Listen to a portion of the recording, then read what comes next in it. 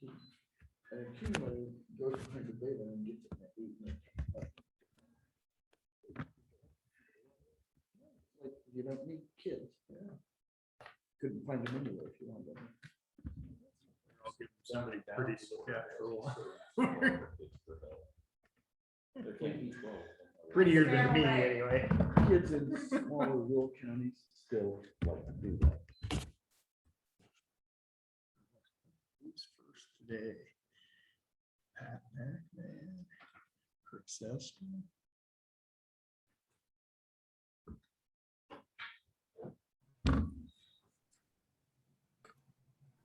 Why is the printer not printing?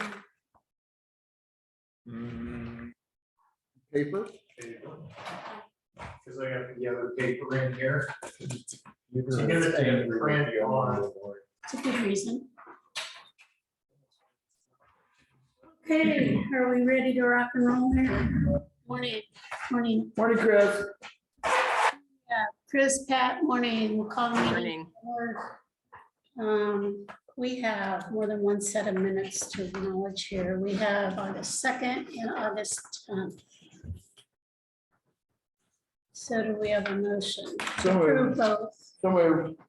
Second. Any discussion? All in favor? Aye. Okay, There your prints are printed. thank you. Mhm. Dwayne, good morning. Good morning. Monday to one and all. From the county road department end of things, the crews replaced one of the rail car cross pipes that had washed out during the deluge in late June.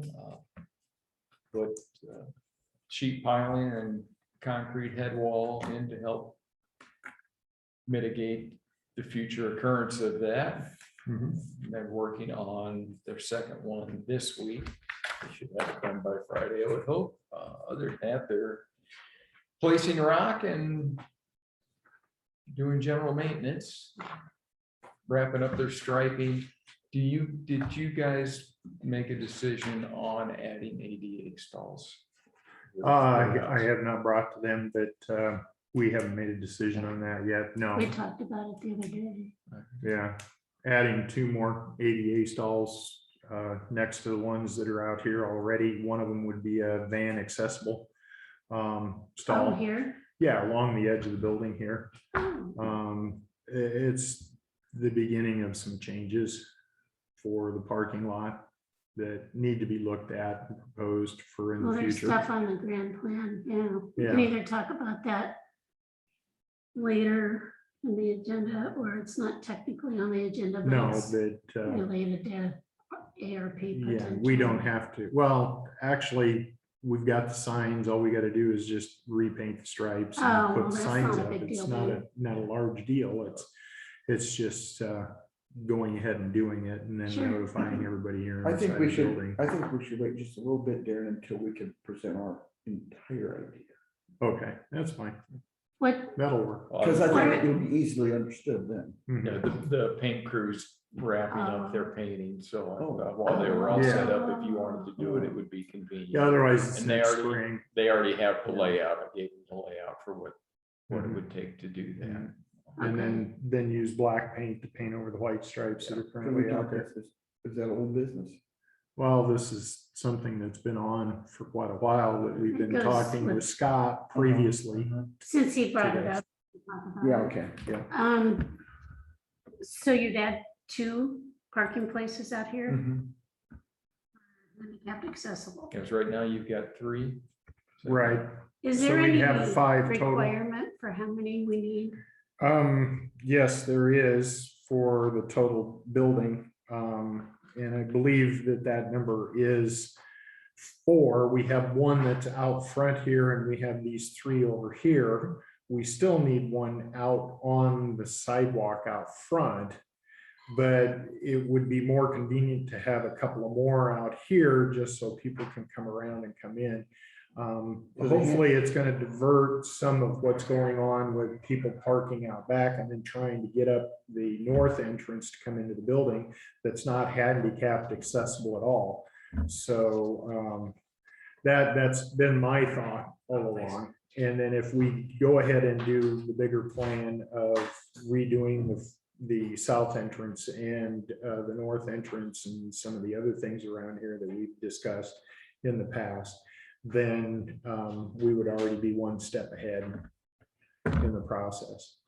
So, and it does have to coincide when the paint crew is out actually doing painting, because the truck Right. gets all set up for that, and then they have Sure. to tear it down, and then they would have to wait. And we don't want to just put it all back together just to do Then we should go ahead. a dozen lines.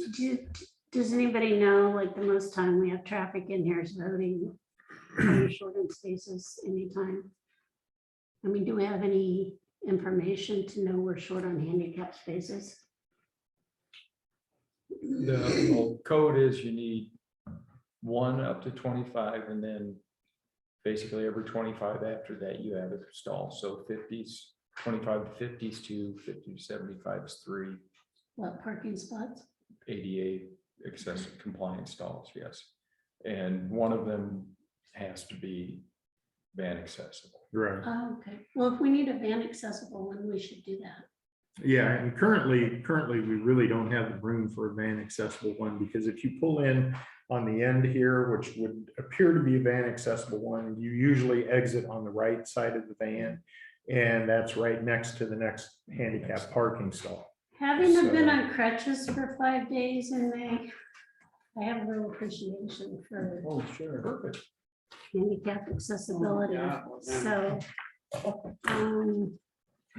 yeah, no, if it's something we need to do and it's not a huge cost. No, it's not a huge Well, I cost. think It was the they've already expensive. got the stuff set up ready to do it. We should do it now. Yeah, go ahead and do All it. right, Yeah. I'll- You're already Oh, with yeah, us. sure, sure. I've had shots. The DOT's coming over later this week, local systems for my county engineering training, Mike Thomas's. That's on Wednesday. Tomorrow, I'm meeting with Andrew McGuire up in Keokuk County, or actually Mahasta. Good. And we're gonna swap some expertise. I'm gonna look at one of his asphalt roads, and he's going to help me design some bridge demolition. Good. Good.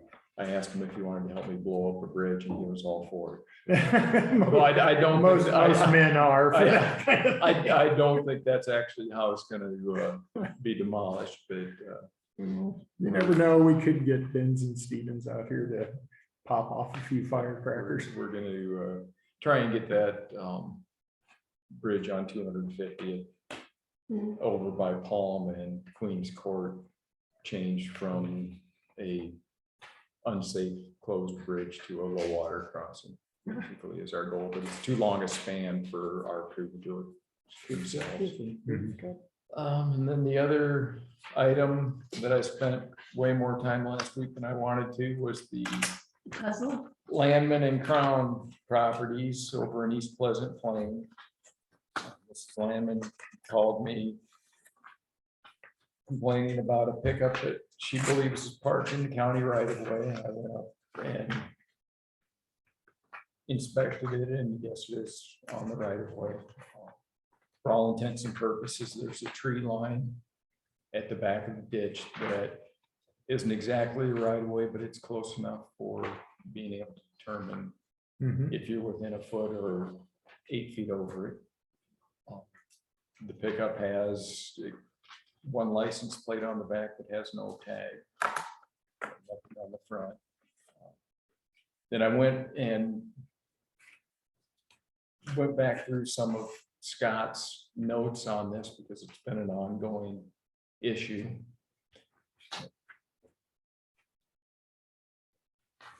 Basically, look through the property deeds going back to starting in 1995 was the oldest. 89 and 95 were two warranty deeds. The Crown property at that time was lots 3 and 4 and a triangle west of lot 4. If you look at the 11 by or 14, 8.5 by 14 sheet that I've got folded in there. It highlights his properties. Then in 99, there was a quitclaim deed issued as part of a divorce that referenced lots 3, 4, and 6, but no mention of the triangle. So I'm guessing they intended lot 6 to be that triangle, but I guess that's really irrelevant. The one to the west. The one to the west. Mhm. Okay, and there's never any mention of that little odd piece at the south between lots 7 and 3. Mhm. Then in 2006, the property was sold and it referenced lots 3, 4, 6, and a triangle. And included a quit claim deed for all enclosed streets and alleyways. Which actually in that parcel, there's an extension of 6th Street on the plat that would have been a street that would be included.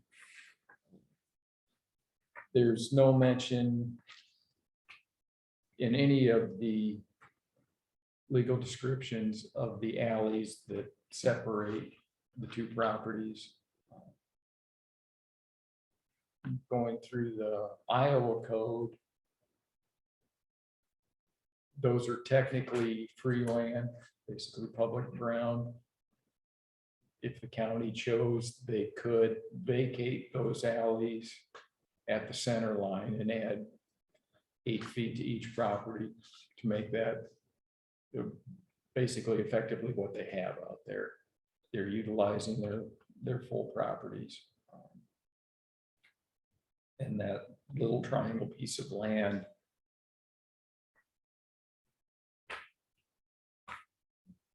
I would suspect is the county's, but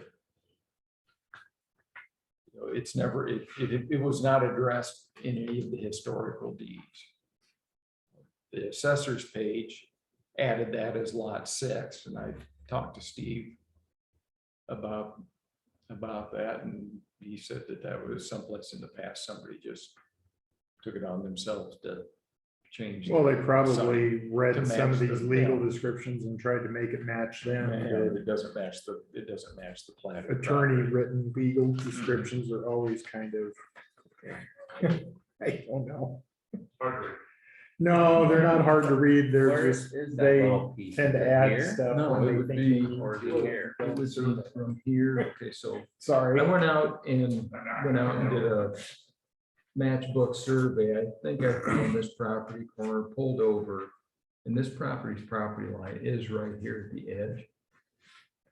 So that alley going to access out to the street is right in line with that alley. So then that little triangle piece would be from here over. So her property would go straight up this way. Yeah, so Mhm. this alley that they show between 2 and 7 and 1 and 8 Mhm. actually runs right along the front of the house. So that triangle piece would be, if you extend that line, it would be basically that little area. Up here. Yeah. Mhm. Yeah, it doesn't amount to a lot of space, but you know, I think part of the issue from talking with Mrs. Landman and also the neighbor across the street who came over to visit with me while I was poking around is that Mr. Cron feels that he owns everything, including the access drive, because he read that alley, streets and alleys on his legal description, and assumes that he owns all the alley adjacent, not just the ones that are enclosed. Right. So the truth is, the county owns the alley. The county owns the alley if they want to. And It's so- Do you and Pat? free land. How does your real estate law, Johnson? It is there's an easement on that alley. They own the land, but the county has that easement Mhm. over it. So essentially, if that easement was ever released and we wanted to stop taking care of that alley, it would go back to the previous owner. Well, we've never maintained the alley. Yeah, So so, easement, we'd have to release our easement for it to go back to their. right, we have to do a formal The vacation. way it was planted, it's ours. Bert, have you got a lot of calls The on property this line this stop truck here? We've had. at the I mean, alley. So the title, do we have title? Does he have another? was access planted into We it? had Dwayne go out. Yeah. start this process. The plat shows, Because this is where. I know you've worked with the Pat. plat shows, Goldie's grandpa used to, and Dyke Shows was the here, I think, alleys. but where's, is there another entrance in their place? so it shows this alley. which is Yes, I think so. Shows this alley. Well, but doesn't there's it tree go line straight there out through the that's street? past somebody in the garage. Doesn't it? Yeah, that's what it would be, is it goes straight up through the tree line right there, So if he would back that's that truck 16 up foot 20, wide.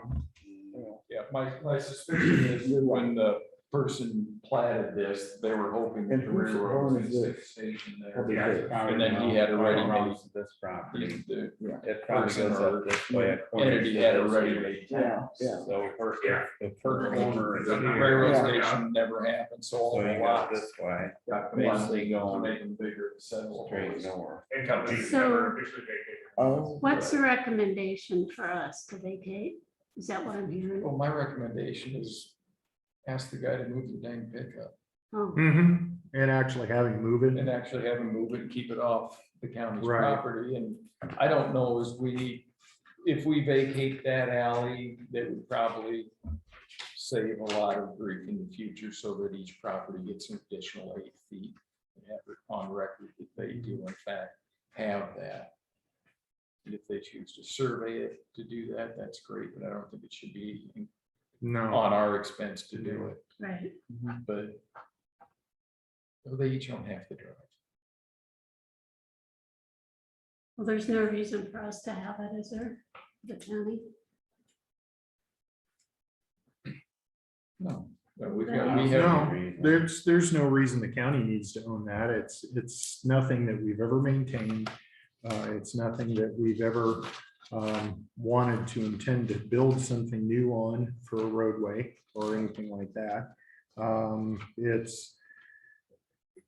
It would help a lot of this legal description confusion that's going on Right. here, again, from rather than surveying the ground to figure out where everything's at, just writing up a legal description, because pretty much anybody can write one. If you know how to use that language. But Well, I know. it would Pat- make better sense. Plus this then, again, reinforces that this is truly a civil matter between two neighbors that are disputing over something that right at this point seems obvious, but is not in writing.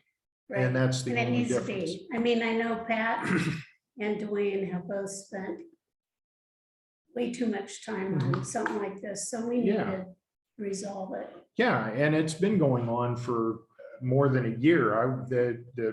It's been going on. First time since I've somebody- been here. Yeah, since I first got on the board, I got contacted by the land. the pickups on Google Earth. Yeah. Yeah, it's been there that long. It hasn't moved. So, I would say he needs to get his pickup off the road. Second step would be to divide the. right, do. But a he new- still needs to get his pickup, because on this, he's still over encroaching on her 8 feet. it looks like. Yeah, yeah. So, that's me. All right. Do we need a motion on this, Pat? Johnson, You do not. we do not, okay. Thank you. All right. Thank you, Dwayne. Thanks, folks. Thank Dwayne, you. this is a lot of nice research. Yes. And we really do appreciate you getting this to a resolution point along with Pat. I know both of you spent A lot of a lot time of time. on this. What you keep us around for. All right, next agenda item, discuss and consider seal governance board letter to Department of Management. We had a seal meeting last week, which is the regional mental health. And basically what this is doing is asking for clarification for the new law that was passed. The SEAL Governing Board has initiated planning and strategy for FY '23 that will include the discontinuation of Fund 10 availability for county employees that perform duties as assigned by the SEAL Mental Health and Disability Services region. For this reason, that the Jefferson County Auditor's Office communicates with you today, they need to change that because I asked them to put supervisor in there. Now, Scott did get a letter to write if he wants to, the other auditors are, so we won't ask him about that. So we'll change that to supervisors. It seems prudent to have standardization in practice and use of fund uniform chart account codes to allow for continued use of member county employees to perform their assigned region duties. We would greatly appreciate guidance from the Department of Management on the mechanics to ensure this is done in compliance of the Department of Management expectations and there is no disruption of regional organizational structure as legislators acknowledge as their intent. Guidance prior to December 1st, because that's when budgeting starts, so that's the reason for that time, is required to accommodate the county budgeting process. We had quite a bit of discussion. Evidently, Department of Management thinks that DHS is going to do this. DHS is punting it back to the Department of Management. Imagine that. And the bottom line is we need a resolution and it's really a Department of Management issue. Because there's basically 4 ways they can handle the staffing. So because Fund 10 goes away, and that's how our region funds their county CDSs, and other regions are different. One of them's privatized. The region that does Polk County is privatized. Some of them have all the CDSs under one county. In our case, that would be Des Moines because that's where our fiscal agent is if we chose to do that. Or we could move the current staff into a new IPERS eligible entity, which is going to cost more because anytime you start a new entity, you're going to have that whole structure in place for them. And then you're going to need somebody to head it up. You know, that's just a non-starter right there. So Yeah. the law did not address this, obviously, so it needs clarified. And that's what this letter said. So I would appreciate if this board would approve it, because I think it would also be good to have letters of support from Board of Supervisors. I would make the recommendation that we approve this letter with the revision of county auditor's office to county supervisor's office. Any discussion? All in favor? Aye. Okay, discuss and consider HR options. We talk about this every few months. And we are seriously at a place where we really do need this. If you notice in the last month or two, ISAC journal that comes out magazine that was pretty much dedicated to counties that have HR, speaking about how it really does help them. I could see a great cost benefit, not only for more consistent practices, but in employee benefits, since we're working through on that. And just somebody with that background assisting department heads with evaluations, hiring, and all that type of thing. So we've talked on and off through the years. So a lot of this has been before your time. So to review, Susie, there's basically 3 options. As you know, we've talked to another government entity in town about sharing somebody, and I think that possibly could still be on the table. I ran into that person recently and they are interested if we're interested. I know Susie, you may have an option, and then there's the option that we talked about most recently of this gal that does 25 counties. She doesn't do a contract because she wants to, doesn't want people to be held tied to her if they're not happy. And that, her cost is only $5,800 a year. I did send this to you, and it was June 3rd when I got it, so it was shortly after that, so I just reprinted it. But basically, it is all the emails. If department heads have questions or phone calls, and then if there's something special going on, she would come and help. So the bottom line is the bottom line. Because, it just depends how much budget wise we think we can. And I've talked to a few department heads who suggest, and this would be next year, we just maybe prorate whatever the cost is by department based on how many people they have. And I thought that was a good idea. Poor Bart sitting here going, what? Well, an idea, but how would that work with our secondary roads department? Because their fund is different than everybody else's. I know, not it's the like same, everything else so- that has some. So we would have to find some money that would be available in that department that could be used or shifted to that in order to be able to pay for Probably their share of it. administrative And they're costs. the lion's share of the employees that we have here in the county. I mean, that's one idea, so.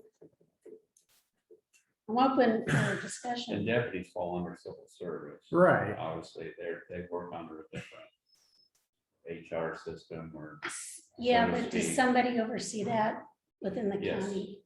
there's a commission. So how does that work? Civil Service Commission is essentially the HR body for sheriff's office. Now, there are some, not convoluted, but there are, specific rules that the Civil Service Commission follows when evaluating, following, the law, when it applies to deputies. It's Wow. basically a state code also, Yeah, state code. and they have their separate rules and regs. Right. And who all's on that right now? Is there anybody that really has an HR related background? My appointment is Lauren Schill. She's the vice president of the Sky Factory. Okay. She has an HR background. Okay, She's not good. an HR, that's not her main job, but there's, Right, a lot of people in the HR field have secondary, that's their secondary responsibility. right. So there's that, obviously, I think would be appropriate to contact the county had an HR person. Specific question. Joe Ledger, Adam Stafford, and then Doug Nelson was kind of the chair. Is she the secretary for that? Yeah, yes, How often do they meet? we're beating this one. If you, I used to be on that. It usually meets once every 2 years. like, oh, yeah, It's supposed to be. the- We've done several since the first of the year, so. And that's civil service under deputies, not jail staff, correctional. Okay. Bart, am I correct? Isn't that when you're going to hire? Basically, and we have to follow certain guidelines on how we hire. You've got your own bylaws. Yeah, basically our own rules and regs, and it's in state code also. Sure, So, okay, good to know. So there's two departments that don't fall into that. Let's get some money per Right, employees. well, that's that we fine. have. That was So, just an idea that somebody told me. yeah, I'm just trying was to, actually- I'm just trying to figure It out, was actually the you know. engineer idea. yeah. But you wonder if that would, there are always things that come up in the HR world. Yeah. Yeah, there are. Well, and we're not talking, when we talked previously, the most we're talking is 20,000 if we go with the sharing option. And the least we're talking is 5,800. So we're not Mhm. talking a full-time $100,000. I just did the math on that. That lady that you're talking about, if she has 25 counties at $5,800 a county, that's $145,000. So I guess I could see what they do, but, I'd kind of like a presence here. Mhm.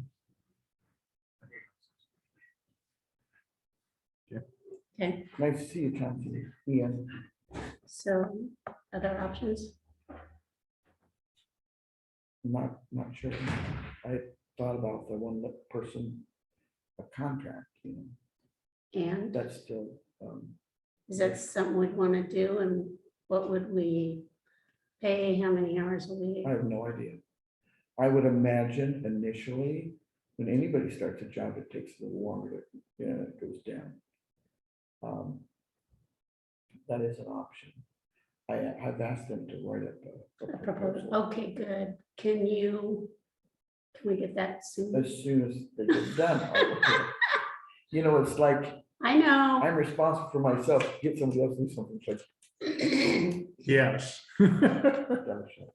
Okay, so we will revisit this in the near Oh, future, I think so, hopefully, absolutely think so. to see, but it's just getting a place. Hey, We Bart, need can I ask a somebody. question? How many jail staff do you have that would maybe fall under an HR or not under the civil service? 17. Okay. So they're not civil servants. Mhm. Okay. And then two civil. They're not under civil service. Plus the deputies, right? And then deputies fall under civil service. Good to know. All right, committee reports. I don't have any to report from last week, but we do have a service agency meeting tomorrow morning, and I also have a Rust board meeting on Wednesday.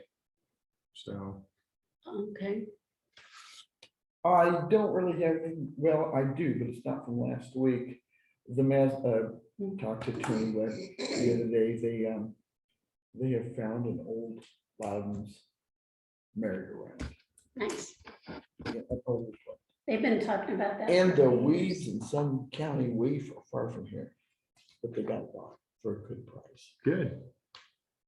Good. Now to move it and restore it. It's already, well, they've already got it, they got it home. Good, good. Now it's to restore it.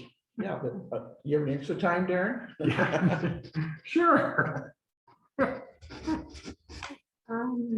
I had seal. That was the main, that letter, I mean, just normal routine budget things. It's the first time we've ever had a meeting. We had a really difficult time getting a quorum just because I suppose it's vacation time for people. And I finally called a couple supervisors and got one of them on. So we were able to meet, but it took us a half hour, and that's unusual.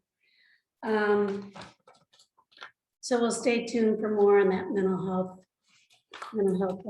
Last week, I was asked to be on the ISAC Supervisor Legislative Committee, and we met. So the process was interesting. If you submit an idea, they actually take it forth to the committee.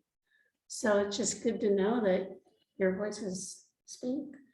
And then the group discusses it. I don't see any major changes from last year, what they had as far as the supervisor ones. We met with mental health people in the afternoon, so we had the region's CEOs in and representatives from their board just to talk more about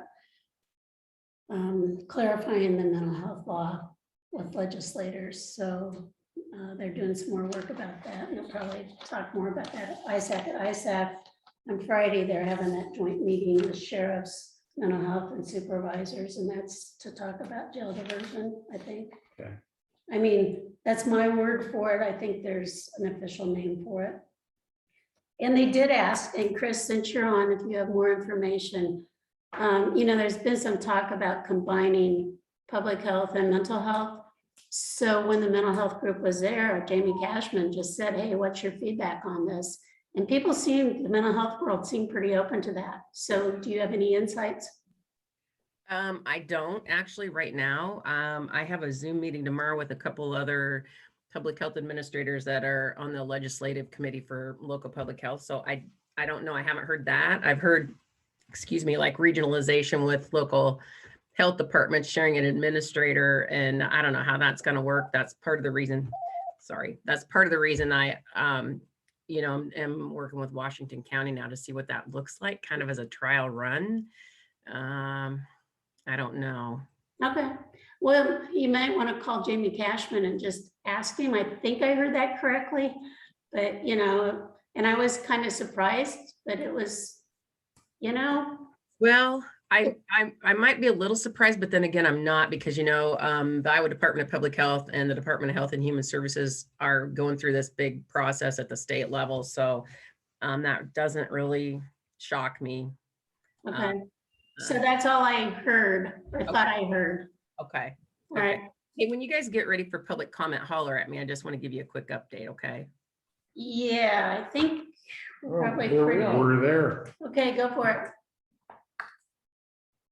Okay, sorry. I just want to give you guys a quick update with the county numbers. I don't have the exact numbers in front of me right now. I know Mondays usually, they push the data from the weekend. I can tell you the last 2 weeks, we have seen a significant increase in positive cases. And we've had over 30 cases in the last, 2.5 weeks. We had a community-wide Zoom meeting. I hosted that last Thursday for community partners to try to get everybody kind of back on the same page. The group decided we would meet monthly unless we need to meet more frequently. Now, of those individuals, I mean, I talked to everybody individually frequently, but we had pharmacy, long-term care, school partners, hospital partners, elected officials, FIDA, the chamber on the call, lasted about an hour. As you have seen in the national news, they're offering the third, which would be the second booster, but the third shot for Moderna and Pfizer to the immunocompromised individuals. So looking at that, I just was on the phone to Stacy at the health center. So they've been busy as well. So I don't know. We're getting a lot of phone calls from people wanting to see some kind of a mask mandate. That's not gonna come to fruition. I mean, obviously people can wear masks if they want to wear masks. If they don't, they don't. I don't know. We are wearing masks again here in the office when we're all together. Like we had team meeting this morning at 7:30 and we're all like you guys sitting around the table. So we had masks on then, but now I'm in my office with the door shut. And obviously when anybody comes in, we have a mask on, but I don't know. I don't know if you guys want to put that on your agenda to discuss next week. I'm going to the city council meeting next week, next Monday evening. What is that? The 23rd. The guidance hasn't really changed. It's out of my hands. So that's why I'm having this conversation with you guys. It's however you want to discuss that. And if you want to talk to Chauncey or Pat about that, that's fine too. The other thing is, we've been seeing a lot of healthcare facilities mandating vaccine. They mandate flu vaccine anyway. I mean, and when you work in healthcare, you get hepatitis B vaccine, you get, it's a different world in healthcare. So, because we do want to protect the people that we're taking care of. So, do you guys have any questions for me? Yeah, I had one. I'm trying to think. Of the 30 cases, are most of those unvaccinated people, or do you have any data on that? I don't have that data. I am sure that the state is collecting that. I'm sure that, the hospitals collect data on all, they have, with their health records, they collect all sorts of different data points. The information that I received from the state, I don't have that specific data at this point. And now it might be something that they're tabulating, like on these take-home kits, the Test Iowa take-home kits. You register and you do everything yourself. So I'm sure that the state is asking that question when you fill that out. I just don't have access to that in the resulted information. So, but across the United States, we're seeing individuals that are not vaccinated be the ones that are very, very sick and hospitalized. And the thing I want to stress is it's like anything else, any other vaccine, nothing is 100%, but it decreases the severity of illness and hospitalization. But I don't know how to get that message out because we seem to be stuck right now. Well, we've been stuck for about 1.5 years. So I don't know how to, if you guys have any ideas, please let me know. We're going to have a walk-in clinic today. We're going to try to do that every day if there's a nurse here, but there's not always a nurse in the building. And I don't want to, say we're going to do it every day and then not have somebody in here. So tomorrow I'm going to go to Washington County. The MOU is for 4 to 12 hours a week is what that says. So, and Chauncey had reviewed that. So I'm going to go over there tomorrow and then I'll go over there later in the week. Their Board of Health meets monthly. Ours meets every other month, but theirs meets at noon and Thursdays they're meeting, so.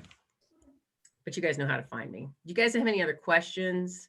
We still are I mean, this sounds really tacky or bad, but we are very fortunate to have stayed at the death count that we currently are at. We have not seen an increase in that here locally, thank goodness. So, but please pay attention. I said this the other day, Blank's Children's Hospital in Des Moines has put all their elective procedures on hold, elective surgeries on hold, and what that tells us as healthcare people, and what I said at the meeting the other day, because we didn't have everybody on there that was healthcare. They're conserving their resources, they're conserving their beds, they're conserving their staff to take care of those acutely ill and sick kids. And we're seeing that across the state or across the nation, Texas, Florida. And the frontline staff is, I don't know how they're going to staff facilities. I really don't. Because a lot of facilities are already using travel nurses or travel RT. So I don't know what that's going to, and they got to stay healthy too. So that's the thing. So I don't know, you guys, I really don't know why. It's going to be a rough couple months. So that's what I know. You know how to find me. Dee, I'll reach out to Jamie though. Thank you for that info. Yeah, I'm pretty sure I'm telling you correctly, but you better double check. I will. All right. Thanks. Thanks a bunch, you guys. Okay, any other public comments? Sure. You have one? Sure. So frequently we investigate like theft out in the county and stuff, and we use cameras sometimes. So we just recently were awarded up to $600 from the Farm Bureau Board of Directors to purchase 2 new ones. They sync to your cell phone. They have a 100-foot detection range, all up to speed, current stuff. So it should help with some of our investigations. I know we've had positive stuff in the past using trail cameras. So just want to let the board know. So that's up to $600. We're going to purchase 2. Good. So also what we've been working on too, we're putting together a video of like infrastructure, the building, the tower. We're using the drone and some still shots. And I just want a visual so you understand what it takes, the communications, all that stuff, the building, what's been switched, updated. Could you do a drone shot of the Maple Street building while you're up there? We can, yes. Oh, Please, that would the be county great. one, Thank you. so we can see that from the sky. So yes, I'll put that on. If Thank you could you. include some of the parking lot right to the west. Yeah. Street and west parking. Mhm. It'll be a little tough. There's some trees around out there to be careful of.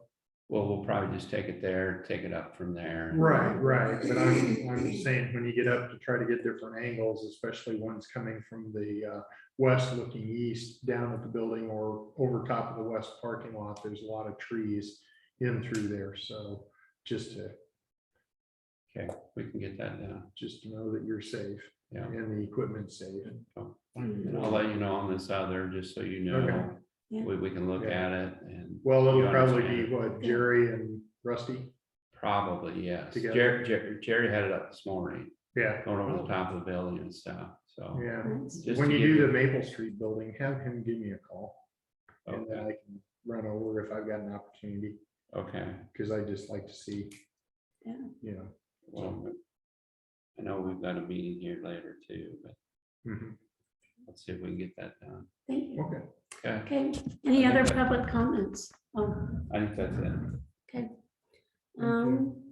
Anything on nuisance properties? Yes, we got a letter delivered to the auditor's office from Nathan Harriman. He would like to meet with the Board of Supervisors to speak to us about his property and what's going on out there. He is claiming that we're infringing on his constitutional rights and his freedoms to make a living out there off of his property, that there's some other mitigating factors in what that type of business needs to have in order to be a legitimate business.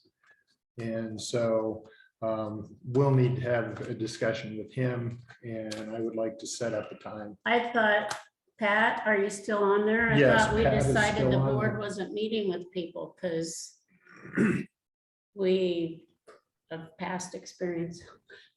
Well, we don't have a pending, we don't have a pending nuisance case with him right now, do we? We've begun the process, according to Bruce. They've been out a few times wanting to know what's going on, and they've already put him on notice that they want to take him through the process yet another time for another $1,000 fine this time around, which is the next step in what this process is. We couldn't go out and clean anything up at this point any longer because it's like I've been explained to in the past that it's kind of like a warrant to go into a property to do a search or something like that. Once you've done it once, you cannot go out and try to do the same thing again off the initial warrant. You have to go through the whole process once again in order to make everything work as it should with the legal system. Well, he does have the right to appeal if there's been a determination of nuisance, and that appeal would be to the board. Right. Is that what he's doing? No, that's not what he's doing at this point, because we haven't actually served him with any papers as far as the process is concerned. But I'll talk to Bruce this Wednesday at our Rust Board meeting and find out where he's currently at in that system and what we're currently underway with. I mean, I don't know if he tunes into any of these meetings or any of those types of things, but I mean, if he's claiming that he's got a legitimate business, then he will have some ability to document that. I mean, we actually had a case in the past. Let me find it, because I remember which one it was. Yeah, that the person actually had a recycler's license for automobiles and that kind of thing out at their property. And so we weren't able to do anything further because it's set up as a legitimate business. But from what I've been able to surmise to this point, that's not the case with this property. They don't have a legitimate recycler's license that's given by the state of Iowa in order to do that with automobiles. And we need to be able to investigate what's going on with that, because if they do not have that particular. I mean, I think it's fine to notify him though, that, you know, hey, if this is your business and you are, you know, using the property as such, then, you know, this is the type of thing that exempts you from our ordinance. Right. I think you can tell him that. It's actually, I've got it pulled up here. It was a authorized vehicle recycler, vehicle rebuilder, used vehicle parts dealer, vehicle salvager, and it's issued by the Iowa DOT. You know, that case also, the business had a separate legal name. It had a taxpayer ID number. I mean, it had the things that a legitimate business are going to have. Right. So, And I guess if he's trying to present it as his is a legitimate business, he should have all of those things in place to be classified a legitimate business. Otherwise, it's a nuisance, correct? sir, according to our ordinance, Okay. So wouldn't Bruce have gone through that last time? And I doubt. He did, and he did not find any of that last time around. So this is just an appeal on Mr. Harriman's part to try to get us to believe that he does and that this is a business, but it's truly not classified that way when it comes to state regulations. Why don't you get up So- the update from Bruce? But I will. I think we just, unless he can't produce a license, I don't think there's any need to meet with him, is there? Well, I wouldn't think so either, but you know, this is a request from him at this point in time, and we need to find out a couple more things. I was just Yeah. presenting, this has come in through the nuisance pipeline that we need to at least have the rest of the board know that this came. Yeah. This is what he's trying to Because we aren't at the maintain. point yet where it needs to come to us. Well, yeah, no, we aren't. Okay. And again, you're right, in the past, when people have come to the board, it's always been that the board has been pretty big-hearted when it comes to allowing things to go on. And we did make a stand here 2 years ago, starting that we weren't going to do that any longer as far as someone not having documentation for something. Yeah, So this is a case where I'll go back to Bruce Hudson at Russ and have him make sure that there are none of those things in place, and that we'll be moving forward with our same process as we did before, except this will be round 2 with fines, which go from the $750 initial one that we went through with him to $1,000 one. And then beyond that, I think it goes to jail time. I'm not exactly sure, but that's something that the county attorney's office would be dealing with, not Yeah. us as the board. thank you. Mhm. Anything else on this one? No, No, All right, motion for claims, so moved, second. all in favor? yes. Aye. Okay. Motion to adjourn until, or what do we do, Pat? We need to go back into session at 10:15.